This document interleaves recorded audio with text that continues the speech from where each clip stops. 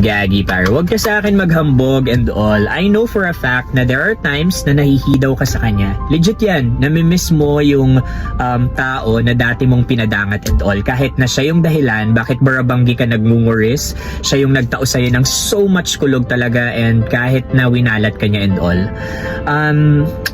Kapag dumating yung time na yan, na super legit nahihidaw ka sa kanya, it's okay.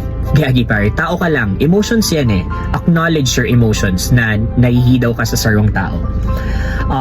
But, you go out with your friends. Maging happy ka, broski. You know, magladup-ladup ka sa favorite laduping area mo, pumunta ka sa favorite coffee shop mo, magsursup-sup ka ng favorite coffee mo, or, yeah, you go out. You find some saldang, magbalad-balad ka and all.